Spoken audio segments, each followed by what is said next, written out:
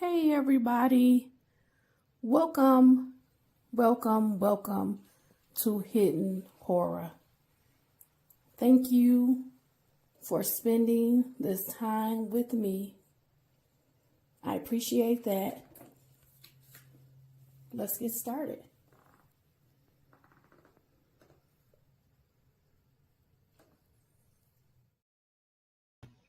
Hey everybody, welcome to Hidden Horror.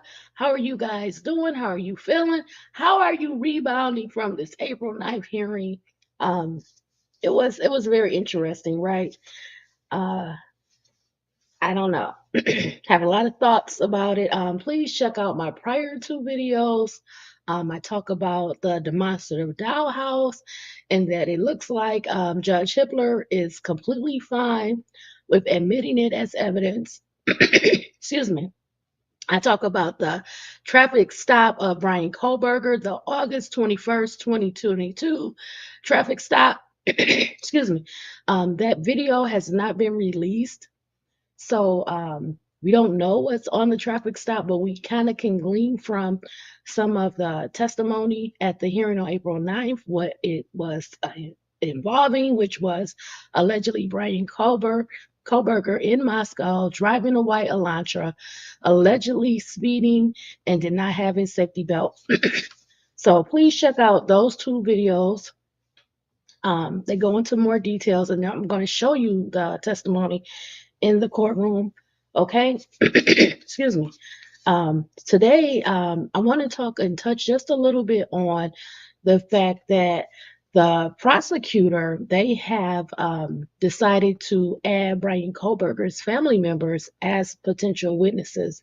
Now, what does that mean? Why is that important? Why do we even care? Why have a video on this, right? It's customarily that when a person is incarcerated and then they go to trial, their family, if they're able to attend those hearings. They're able to show support in that manner. Now, we know that Bryan Kohberger's family, they do not live in this area, so they would have to fly in to attend the trial. Now, if the prosecutor, if it's listing his close relatives like mom, dad, siblings as potential witnesses, typically witnesses are not allowed to sit in the courtroom and hear the testimony that doesn't involve them. Or that does involve them. That's even more important, right? They're not allowed to sit in the courtroom. So it kind of comes across in a way as, is the prosecution trying to exclude Bryan Kohberger's family from the court trial proceedings where they would be appearing, they would be showing support, encouragement to Bryan? And more importantly, how does the jury process that if when the trial starts, there is no one on the side of Bryan Kohberger, there's no one there in the what they call the gallery, the seating. There is no parents, there's no siblings, there's no one there to show support. It is a way of sorts to make it appear that maybe he is potentially guilty, that he does not have the support and love of his family, that there is no one there that believe in him. It can kind of create ideas potentially in the minds of the jurors, especially in the beginning of trial. Sometimes we have situations where over time people aren't able to be there every day. These are full days of court. And as they estimate, this could go on for several weeks, possibly 3 months. We're not sure. They say they have a ton of witnesses. So this could be pretty long. So they can do some type of compromise. They can, of course, remove the family members as witnesses if you're really not going to require them to testify. Why even put them on a witness list? Again, these are his family members. These are his parents, possibly siblings. We don't know who they have in mind that they want to testify. They're saying that they're going to focus on at least one family member, but we don't know who. The other thing is, could it be a way that you structure Now it's kind of difficult to tell the prosecution, hey, you have to put your witnesses on in this order, because that will assist Bryan Kohberger getting his family members to testify first, and then that would allow them to sit in the courtroom for the remainder of the trial. So, can you make the prosecution do that? Typically, you have an order of how you want to put your witnesses on, and you're attaching, you're laying a foundation that builds to the next witness and the next witness. So they would have to have a strategy in mind to essentially put Bryan Kohberger's family members first as on the stand, and then kind of build their case out from there. And maybe that wasn't their plan. Maybe their plan was something totally different. I don't know, but essentially, it's kind of a hard situation. Do you have a right to have your family members present? Um, have a heart. He's been in prison, locked up since what, December 30th of 2022 is April of 2025. Essentially, you're looking at almost 2.5 years later from the date of the crime and when he was arrested. Are they seeing him regularly? They don't live in this area. They live out of state, several states away. Are they talking to him regularly?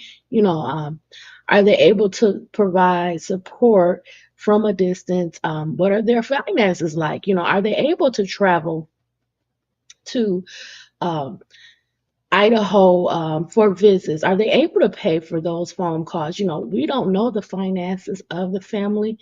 Sometimes that can be burdensome. Sometimes people just don't have the money to do that, right? So, you have to look at all of that. And I think the judge is also kind of considering that as well. The prosecution, they're like stone cold. They're like, listen, we don't have to do that. We have a list. They're on the list. We may decide to just use one or whatever. We don't care. They don't care. So let's listen to this information that happened in court so you can see it for yourself. So I'm going to share my screen now.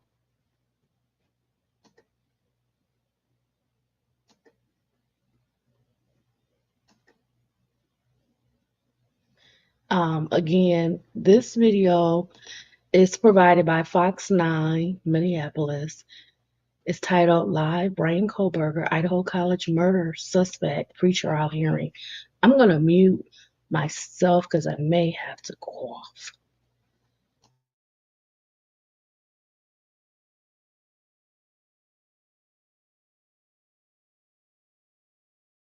All right, let's talk about who is going to be in the courtroom amongst the victims and the defendant's family in general in terms of a reserve seat. I'm not as concerned about the reserve seat part. We can address that at the pretrial conference down the road. I'm more concerned about the ability to be in the courtroom, notwithstanding an exclusion order of the court of witnesses. So let's address that issue.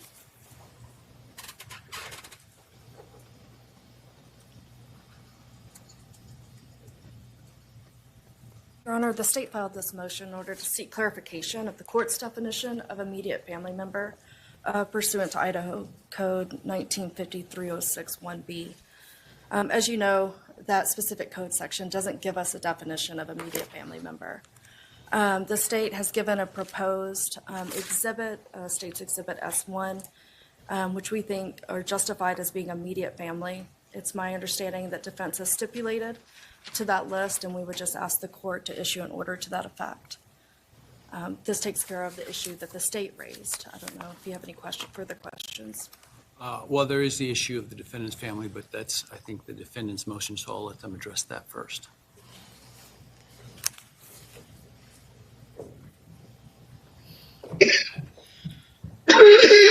The state submits that by simply placing our client's family on its witness list, that is enough to warrant exclusion, and further that they may call family members. I want to note that they have not subpoenaed them. The state's attorneys have not interviewed them, and they know that Mr. Kohberger's family does not have any interest in helping them. They also know from watching all of Mr. Kohberger's video visits how much his family loves him and supports him, and that he is absolutely dependent on them having been in isolation for almost 2.5 years. And by the time we get to trial, it will be almost 3 years. His parents attend every court hearing, and the only reason that they are not here in person is that they do not have the money to fly back and forth from the East Coast. If they had the financial resources, they would be here in person every single court date. Sequestration of witnesses under IRE 615 is discretionary. The language in the statute is that they may. Watch my transformation from size 20 to size 12 with a kitchen walking workout. This is what weight loss walking Be excluded by the My court. apologies. This means that there's court discretion in that decision, and there's a reason for that. The reason is that the court must balance Mr. Kohberger's constitutional right to a public trial with other needs of the case. In the United States Supreme Court in Ray Oliver in 1948, the court stated, without exception, all courts have held that an accused is at very least entitled to have his friends, relatives, and counsel present, no matter what offense he may be charged. The Tennessee Supreme Court recognized the same precedent in State v. Sams in 1990. In that case, the prosecutor subpoenaed all of the defendant's family to keep them out of the courtroom. In reversing the case over this issue, the court held, the assistant district attorney's blatant abuse of the trial court's subpoena power for the exclusive purpose of removing the relatives from the courtroom constituted egregious prosecutorial misconduct. The state action violated the constitutional right to public trial, as well as the constitutional right of the relatives to attend the trial. In a more recent case in Iowa in 2022, State versus Bremer, a conviction was overturned when the accused family was excluded from trial due to COVID-19. The court pointed out even the defendant's mother was excluded. The purpose of the witness sequestration is to prevent a witness from tailoring his or her testimony. In this case, all of Mr. Kohberger's immediate family were interrogated in the middle of the night when he was arrested. All of their interviews are videotaped. There's no tailoring of testimony to be done. Add to that the evidence that the defense has disclosed to the state in discovery and expert opinions, which the court has had the ability to review. Those provide an even more narrowing, who it would be even rational probably for the state to actually call. At best, there's one potential family member that they may see a reason to call. The state knows that Bryan's family has no desire to be used as witnesses against him. From the minute this trial begins, the jury is going to study Mr. Kohberger, and they are going to figure out who is in this courtroom sitting behind him to support him. Weeks into the trial, the jury is going to know who's in the gallery.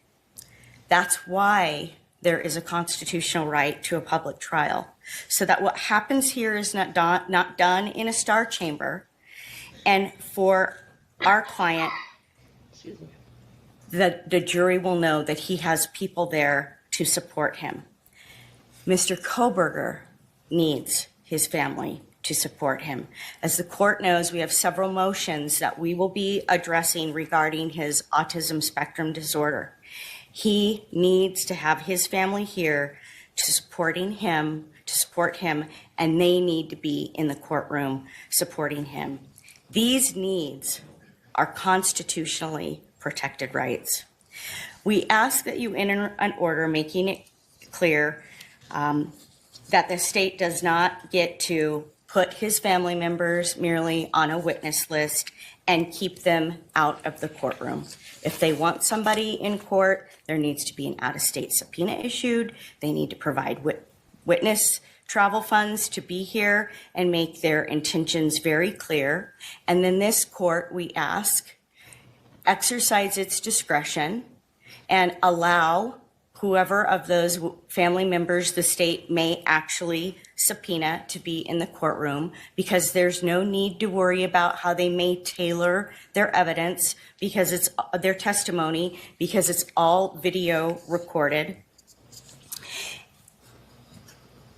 And the court could also order the state to make it those witnesses, if they do intend to call them, immediately call as witnesses early on in the case, so that if there is for any reason going to be exclusion, that exclusion would be there for a very short period of time.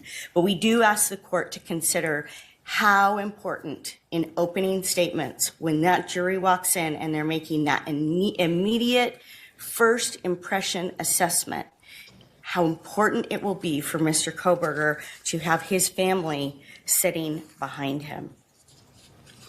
We've also asked in our motion that the court address decorum, since the court's going to be issuing an order. As we pointed out, there's been some history in this case with clothing being brought into the courthouse that's pro-death penalty and pro-firing squad. There's no place for that in this courthouse at all during these proceedings. There's no place for that in this courtroom, and we'd ask that the court issue an order that spelling out very clearly that that will not be allowed. There's a new deal at Tim Hortons. Get a $3 breakfast sandwich when you buy any size hot or iced coffee. Fresh. Thank you.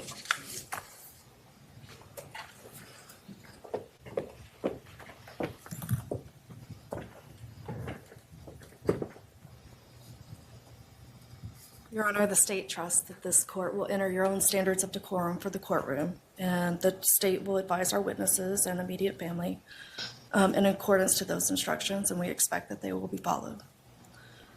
Regarding the defendant's family, in no way is the state intending to use its subpoena power in order to exclude Mr. Kohberger's family from the courtroom.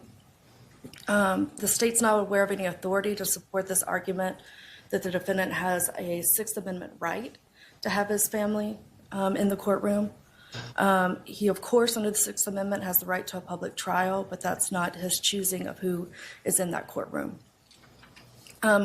Totally understand it's within your discretion to allow certain immediate family members in the courtroom to support Mr. The reason you Kohberger. can't simply take up whatever family members you may need to testify in your case in chief right at the beginning. Other than, obviously I know you have a narrative on how you want to lay these things out, but what I will tell you is both sides ought to get used to the idea that with a 3-month trial, the trial schedule will not be held hostage to your narrative. In other words, we'll be taking things out of order, stopping witnesses to put another one on to make sure we get them through them, and picking them up again. And so is there a reason you couldn't call whatever family members you need right away? Well, I will say, we have no intention of calling all the family members. We have the intention of calling a few of the family members who serve certain purposes. I can't think of a reason that we couldn't. Obviously, it's not ideal. It's completely out of context. It's out of order. This is like a gumbo. You are going to put all the pieces that go into that into the pot. And at the end of the day, the jury's going to decide whether it's a good soup or not from the state's perspective. And so I think we get too obsessively stuck on the idea of exactly the order these things need to come in, right? And so I'm not sure why you couldn't call the family members you need up front, and we take away this concern. I can certainly understand from the defense perspective the need and desire to have the defendant's support family here in the courtroom. I do too. And I guess my preference would be for that, even though it would be out of context and interfere with the state's preference of how to present its Excuse me. case. And I think I do take issue with the defendant being able to direct how the state presents its case to a jury. However, if our options are the immediate family members staying in the courtroom and hearing all the testimony of other witnesses versus calling them out of order, it would be our preference to call them out of order. Thank you.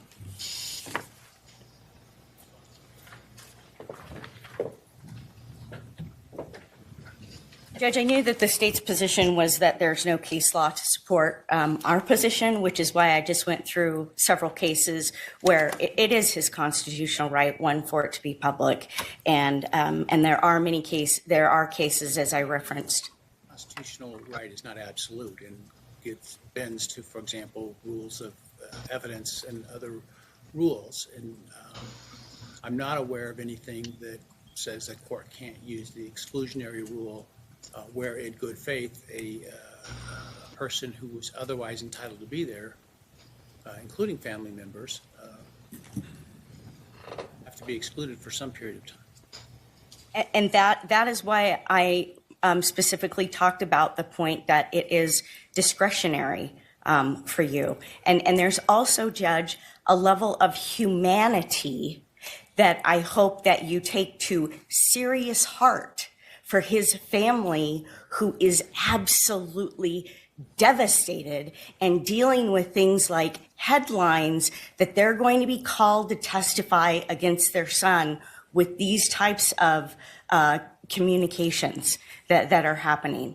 And so we're asking that you use that discretion and that you find that humanity. Thank you. Thank you. I'm going to take this matter under advisement. The defense raised some cases. I want to read those, though I don't think they were precedent on this court setting. I have reviewed the U.S. Supreme Court opinions cited, but in terms of other states, I'll look at those. I do think, and I'm asking the state to think about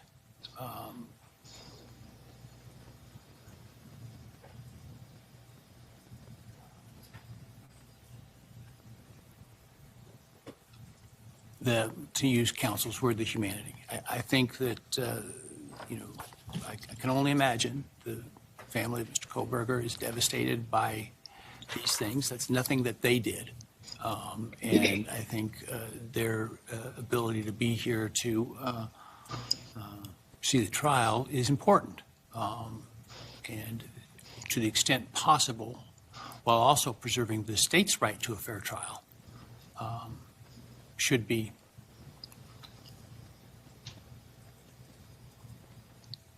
something that we seek to do.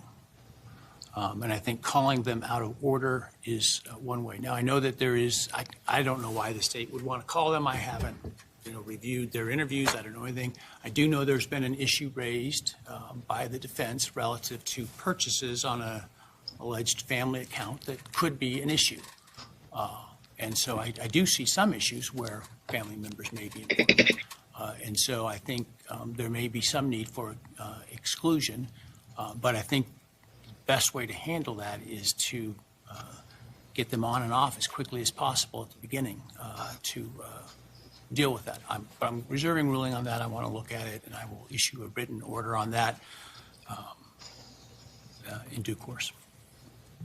Okay. So you heard it for yourself. There is good cause. There is good cause. Why, if they're going to testify, they don't want them to hear other testimony that would affect them, impact them. So that's totally understandable.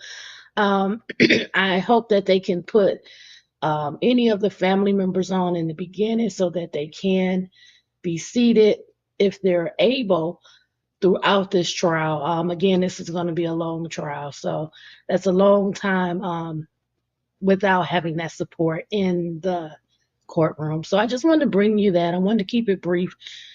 Please let me know what you think. Thank you for spending this time with me. I really, really appreciate it. I want you to stay smart, stay safe, stay savvy. Be well, all my friends.